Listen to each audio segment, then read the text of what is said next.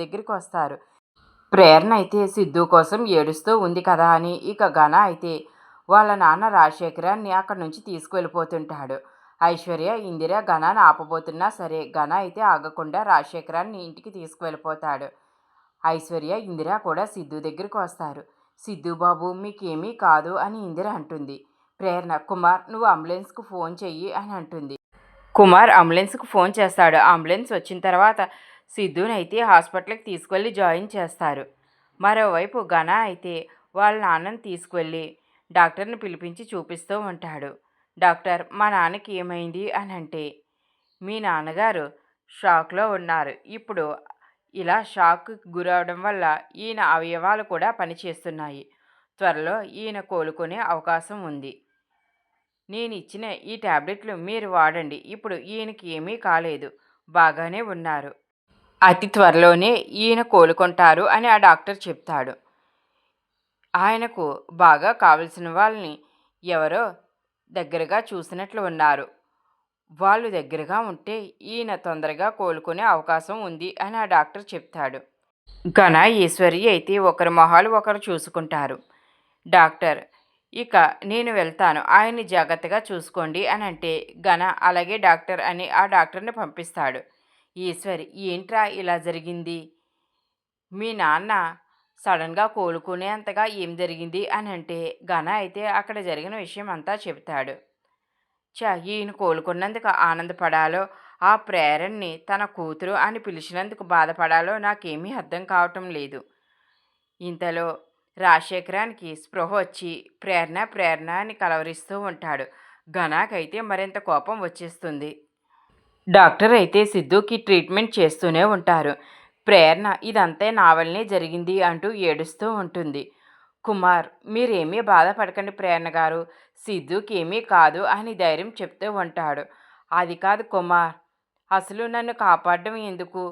నాకేమైనా పర్వాలేదు కానీ సిద్ధుకి ఏమైనా అయితే నేను తట్టుకోలేను అని అంటుంది. ఇంతలో డాక్టర్ బయటకు వస్తాడు.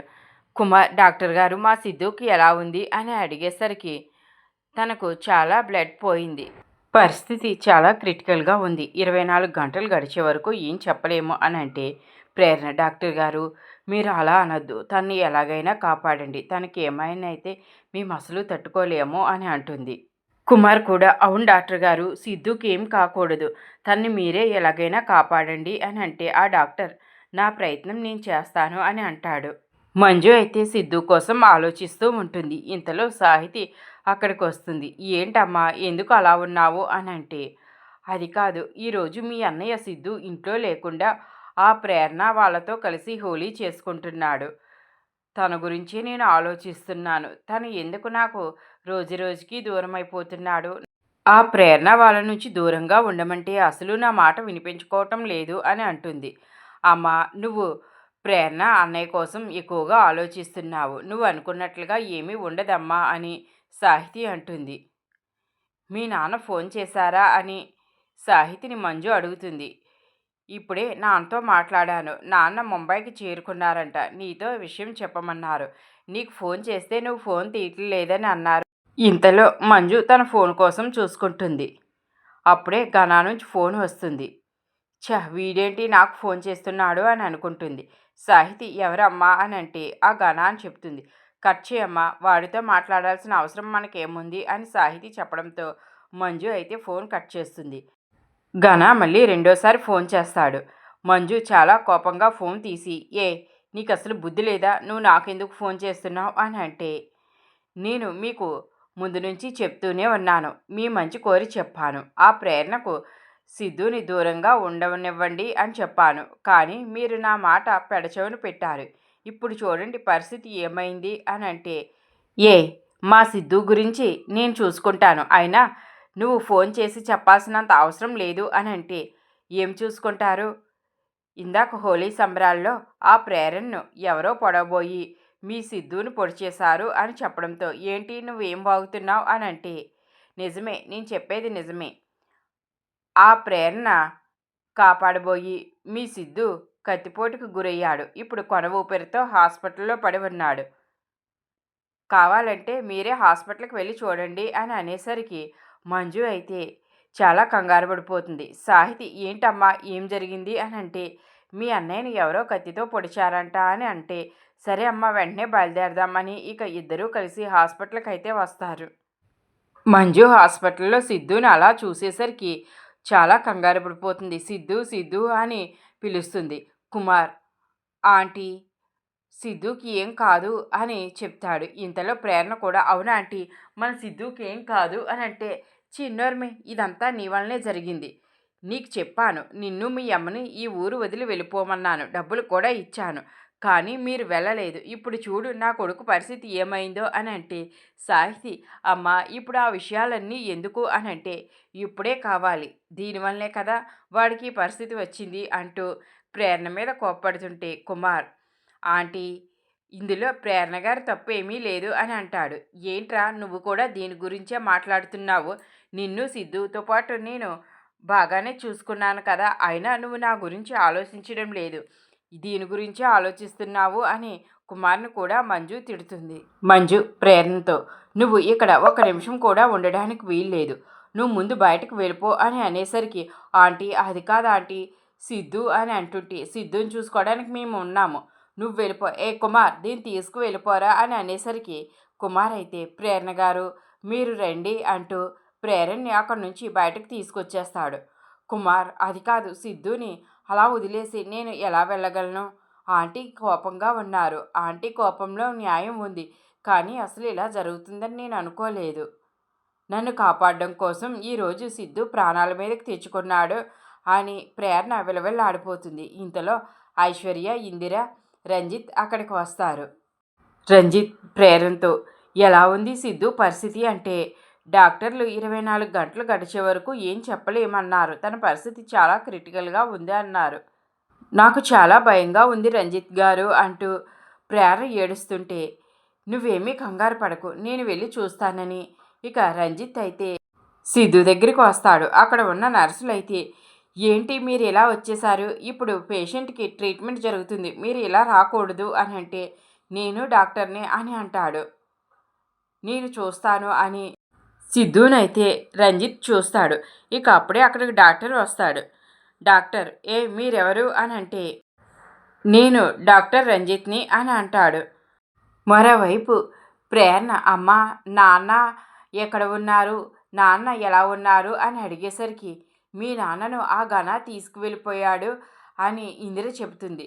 ఐశ్వర్య అవునక్క, సిద్ధు గారు అలా పడిపోవడంతో మనమంతా సిద్ధు గారి గురించి బాధలో ఉన్నాం కదా, ఆ టైంలో నాన్నను ఆ ఘన తీసుకువెళ్ళిపోయాడు, ఇదంతా ఆ ఘన కావాలని చేసి ఉంటాడక్క అని అంటే, అవును ఇదంతా ఆ ఘనగాడే చేశాడు, కానీ ఇప్పుడు సిద్ధు కోసం మనం ఆలోచించాలి, తనకు అసలు ఏమీ బాగోలేదు, తన పరిస్థితి ఏమీ చెప్పలేమంటున్నారు, ఇప్పుడే ఆంటీ వచ్చారు, నన్ను అసలు లోపల ఉండనివ్వడం లేదు, సిద్ధుకు ఏమవుతుందో ఏంటో, తనకి ఏదైనా అవుతే నేను అసలు తట్టుకోలేను అని అంటుంది.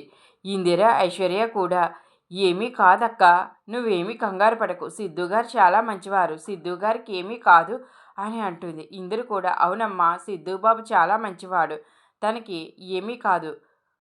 మరోవైపు ఘన ప్రేరణ నువ్వు ఈరోజు చావు నుంచి తప్పించుకున్నావు, కానీ నువ్వు బతికినంతకాలం సచ్చేలా చేస్తాను.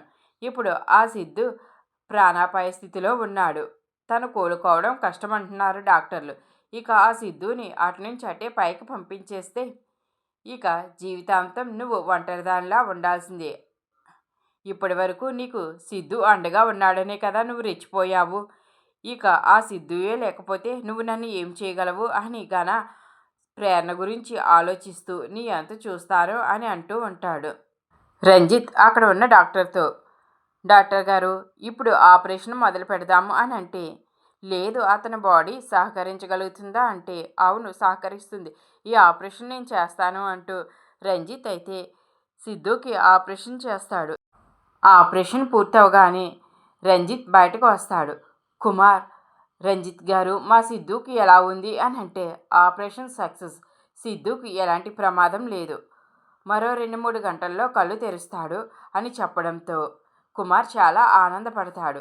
మంజు అయితే రంజిత్కి థ్యాంక్స్ చెప్తుంది. థ్యాంక్స్ బాబు, నువ్వు ఈరోజు నా సిద్ధుని బతికించావు, సిద్ధుని ఇప్పుడు చూడొచ్చా బాబు అని మంజు అడిగితే, మీరు సిద్ధుని డిస్టర్బ్ చేయకుండా బయట నుంచి చూడండమ్మా, మరి 2 గంటల్లో సిద్ధు అయితే స్పృహలోకి వస్తాడు అని రంజిత్ చెప్తాడు. కుమారు, రంజిత్ ప్రేరణ దగ్గరికి వస్తారు. ప్రేరణతో, సిద్ధుకి ఎలాంటి ప్రమాదం లేదు, తనకు ఆపరేషన్ చేశాను, తను మరో 2 గంటల్లో స్పృహలోకి వస్తాడు అని చెప్పడంతో ఐశ్వర్య, ఏంటి మీరు సిద్ధుకి ఆపరేషన్ చేశారా అని అడుగుతుంది. కుమార్, అవును ఐశ్వర్య, రంజిత్ గారే ఆపరేషన్ చేసి మన సిద్ధుని కాపాడారు అని చెప్పడంతో ప్రేరణ అయితే, చాలా థ్యాంక్స్ రంజిత్ గారు, మీరు చేసిన సహాయం ఈ జన్మలో నేను మర్చిపోలేను. సిద్ధుకి ఏదైనా జరుగుంటే ఆ బాధ నేను జీవితాంతం తట్టుకోలేకపోయేదాన్ని. మీరు ఈరోజు సిద్ధుని కాపాడినందుకు నేను మీకు జీవితాంతం రుణపడి ఉంటాను అని అంటుంది. నర్సు వచ్చి సిద్ధుకి స్పృహ వచ్చిందని చెప్పడంతో మంజు, కుమార్, సాహితి లోపలికి వెళ్తారు. సిద్ధు అయితే ప్రేరణ ఎక్కడా అని అడుగుతాడు. ఏంట్రా ఈ పరిస్థితుల్లో కూడా ప్రేరణ ప్రేరణ అని కలవరిస్తున్నావు అని మంజు సిద్ధు మీద కోపడుతుంది. అమ్మా, అది కాదమ్మా సిద్ధు, నేను నీకు ముందు నుంచి చెప్తూనే ఉన్నాను ఆ ప్రేరణకు దూరంగా ఉండమని. చూడు ఇప్పుడు పరిస్థితి ఎలా వచ్చిందో. అదృష్టం బాగుంది గనక నీకేమీ కాలేదు, నీకు ఏదైనా అవ్వుంటే నేను తట్టుకోగలనా అని అంటుంది. నాకేం కాదమ్మా, నేను బాగానే ఉన్నాను అని సిద్ధు అంటాడు. కుమార్, ప్రేరణ ఎక్కడా అని సిద్ధు అడిగితే, ఇప్పటి వరకు ఇక్కడే ఉన్నారు, తను బయట ఉందేమో అని అంటే, సరే నువ్వు వెళ్ళు, నాకు బాగానే ఉందని చెప్పి ప్రేరణని తీసుకురా అని కుమార్ని పంపిస్తాడు. సిద్ధు, ఏంట్రా నువ్వు అసలు ప్రేరణ ప్రేరణ అని జపిస్తున్నావు? అమ్మా, నేను నీతో ఒక విషయం చెప్పాలి అని అంటాడు. ఏంటి నాన్న చెప్పు అని మంజు అడిగేసరికి, అమ్మ నేను ప్రేరణని ప్రేమిస్తున్నాను అని చెప్తాడు. నువ్వు ఈ విషయంలో నాకు అడ్డు చెప్పకమ్మా, ప్రేరణ అంటే నాకు చాలా ఇష్టమని సిద్ధు చెప్పడంతో సాహితి కూడా, అవునమ్మా ప్రేరణ గారు చాలా మంచివారు, నువ్వు ఒప్పుకో అమ్మా అని సాహితి మంజుని అడుగుతుంది. మంజు ఇక సిద్ధుని చూసి సరే అని చెబుతుంది. సిద్ధు చాలా ఆనందపడిపోతాడు. నాకు తెలుసమ్మా, నువ్వు నా మనసు అర్థం చేసుకుంటావని. అమ్మా, నేను ప్రేరణతో ఈ విషయం చెప్పేలోపే ఇలా జరిగిపోయిందమ్మా అని సిద్ధు అంటాడు. అమ్మా, నేను ప్రేరణని చూడాలి, ప్రేరణతో మాట్లాడాలి అని అంటే సిద్ధు, నేను ప్రేరణ మీద కోప్పడి బయటకు వెళ్ళిపోమన్నానరా అని అంటుంది. సిద్ధు, నీకోసం నేను ఇప్పుడే వెళ్ళి ప్రేరణని తీసుకువస్తానని మంజు అయితే బయటకు వస్తుంది. ఇక ప్రేరణ దగ్గరకు వస్తుంది. ప్రేరణతో, ప్రేరణ నువ్వు ఒకసారి లోపలికి రా అని అంటే, ఆంటీ అంటూ ప్రేరణ చాలా ఆనందంగా ఇక మంజు వెనకాలే సిద్ధుని చూడడానికి లోపలికి వస్తుంది. ప్రేరణ వాళ్ళ వెనకాలే ఐశ్వర్య, రంజిత్, కుమార్, ఇందిర అందరూ లోపలికి వస్తారు. మంజు అయితే ప్రేరణని తీసుకువెళ్ళి ప్రేరణ చేతిలో సిద్ధు చేయి పెట్టి, ఇక నుంచి నా కొడుకుని నువ్వు జాగ్రత్తగా చూసుకోవాలి అని చెప్పడంతో ఇందిర వాళ్ళు చాలా ఆనందపడిపోతారు. ప్రేరణ అయితే షాక్ అయిపోతుంది. సిద్ధు వైపు చూస్తుంది. సిద్ధు, అవును ప్రేరణ, ఇందాక నీకు ఒక విషయం చెప్తానని అన్నాను కదా, కానీ ఇలాంటి పరిస్థితుల్లో చెప్తానని అసలు అనుకోలేదు. ఏంటి సిద్ధు అని ప్రేరణ అడిగితే, నేను నిన్ను ప్రేమిస్తున్నాను అని సిద్ధు చెబుతాడు. ఆ మాటతో ప్రేరణ మంజు వైపు చూస్తుంది. మంజు ప్రేరణని దగ్గరికి తీసుకుని, అవునమ్మా, సిద్ధు నిన్ను ప్రేమిస్తున్నాడు, వాడికి నువ్వంటే చాలా ఇష్టం, నువ్వు వాడి ప్రేమను ఒప్పుకుంటున్నావా అని అడుగుతుంది. ప్రేరణ, నాకు దేవుడే వరం ఇస్తాను అంటే నేను కాదంటానా అని అంటుంది. కుమార్ అయితే లోపలికి వచ్చి, అమ్మయ్య, ఇలాంటి పరిస్థితుల్లో నీ ప్రేమ విషయం చెప్తావని అనుకోలేదు, మొత్తం మీద ప్రేరణ గారికి నీ ప్రేమ విషయం తెలిపావు, ఇక తనకు కూడా నువ్వంటే ఇష్టమే అని తెలిసింది, ఇక త్వరలోనే సిద్ధు ప్రేరణల పెళ్ళి అని అనడంతో అక్కడ ఉన్న వాళ్ళంతా చాలా ఆనందపడుతూ ఉంటారు. ప్రేరణ అయితే మంజు దగ్గర, నన్ను ఆశీర్వదించండి ఆంటీ అని అంటుంది. చల్లగా ఉండు అమ్మా అని మంజు దీవిస్తుంది. సాహితి ప్రేరణని అగ్గు చేసుకుని, నువ్వు నాకు వదినవైపోయావు అంటూ చాలా ఆనందపడిపోతుంది. సిద్ధు, ప్రేరణ మీ నాన్నగారికి ఎలా ఉంది, మీ నాన్నగారికి నయమైపోయిందా అని అంటే, మా నాన్నని ఆ ఘన తీసుకువెళ్ళిపోయాడు అని చెబుతుంది. ఏంటి ప్రేరణ, మళ్ళీ ఆ ఘన తీసుకువెళ్ళిపోయాడా? వాడు ఇదంతా కావాలనే చేశాడు అని అనడంతో సిద్ధు ఇప్పుడు ఆ విషయం వదిలే, నీకు బాగానే ఉంది కదా అని అంటుంది. సిద్ధు ప్రేమను అర్థం చేసుకుని సిద్ధు ప్రేరణను మంజు కలపడం మీలో ఎంతమందికి నచ్చిందో కామెంట్ చేయండి. ఈ వీడియో నచ్చితే లైక్ చేయండి.